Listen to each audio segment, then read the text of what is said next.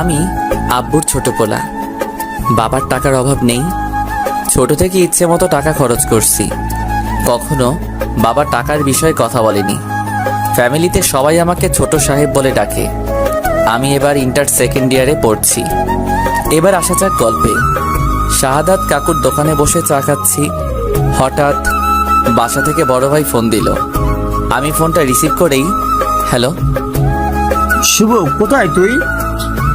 চার দোকানে চা খাচ্ছি। কেন, কি হয়েছে? তাড়াতাড়ি বাসায় আয়। পারবো না, এখন আমার একটা কাজ আছে। দেখ ভাই, আমার রাগ করিস না, তাড়াতাড়ি বাসায় আয়। আচ্ছা, আসছি বলেই বাইক স্টার্ট দিয়ে তাড়াতাড়ি বাসায় পৌঁছলাম। বাসায় ঢুকেই আমি অবাক, এত মানুষের হইচই কিসের? আর বাড়ি এত সুন্দর করে সাজানো হচ্ছে কেন? আমি কিছুই বুঝতে পারলাম না। সোজা ভাইয়ের রুমে চলে গেলাম। ভাইয়া, কই তুমি? আর কি হয়েছে শুনি? তোমার ভাইয়া বাজারে গিয়েছে, তুমি ড্রেস চেঞ্জ করো।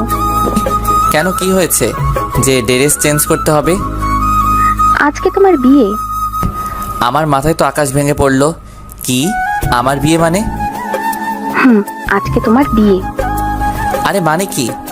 ভাইয়া চলে আসলো। এসেই, শুভ চল, গোসল করতে হবে।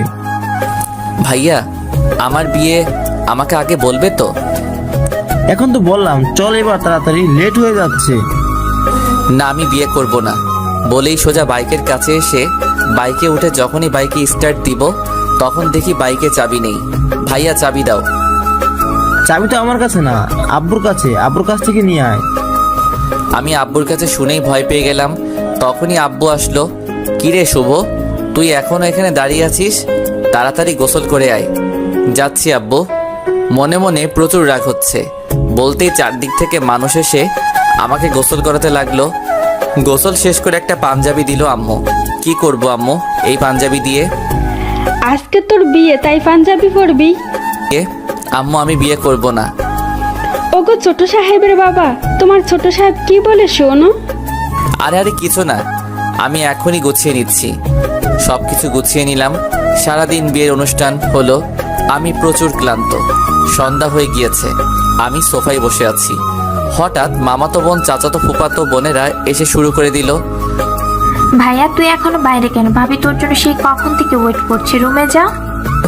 ওই কার ভাবি? আর কার জন্য? আরে তোর বউ। পাগল নাকি? আমি তো এখনো বিয়েই করিনি। ফাজলামে বাদ দিয়ে তাড়াতাড়ি রুমে যা বলছি। যাব না। ওরা তিনজন মিলে আমাকে জোর করে রুমে পাঠালো। আমি রুমে ঢুকেই গাছের মতো সোজা হয়ে গেলাম।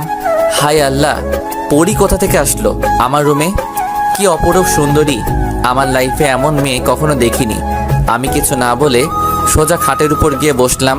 যেই না বসলাম, আমার বউ আমার কলার ধরে কাছে টেনে নিয়ে, ওই এত সময় কোথায় ছিলেন? আমি সেই কখন থেকে ওয়েট করছি। আরে আরে আপু, কলার ছাড়ুন, দম বন্ধ হয়ে যাচ্ছে তো। ওই আপু মানে কি?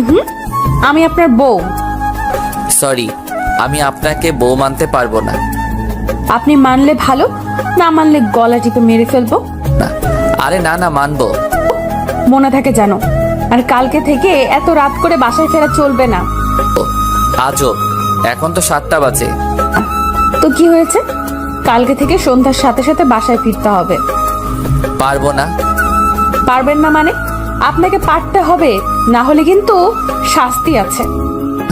হায় আল্লাহ, কি বউ দিলা আমার কপালে। ওই কি বললেন? না মানে আল্লাহর কাছে শুকরিয়া আদায় করছি তোমার মতো মিষ্টি একটা বউ পাওয়ার জন্য। মনে থাকে জানো। ও আচ্ছা, কয়টা প্রেম করছেন বিয়ের আগে? অনেকগুলো প্রেম করছি। কেন? কি, তুই আমার আগে অন্য মেয়ের সাথে প্রেম করছিস? না মানে? মানে মানে করবি না? আমি এত স্বপ্ন দেখেছিলাম আমার জামাইকে নিয়ে, আর তুই আগেই প্রেম করছিস? আচ্ছা, কি কি স্বপ্ন দেখছিলা? আমি সেই ছোট থেকে ভাবছি বিয়ের পর জামাইয়ের সাথে প্রেম করব, আর তুই আমার আগেই অন্য মেয়ের সাথে প্রেম করলি। মানে তুমি বিয়ের আগে প্রেম করনি? না, আমি কখনো প্রেম করিনি। ওয়াও, অসাধারণ। কি? শোনো, আমিও কখনো প্রেম করিনি। ছোট থেকে একটা কথাই ভাবছি, বিয়ের পর বউয়ের সাথে প্রেম করব। বিয়ের পর নতুনভাবে জীবন শুরু করব। একটা মেয়েকে নতুনভাবে চিনবো, জানবো। সত্যি বলছেন আপনি প্রেম করেননি? হুম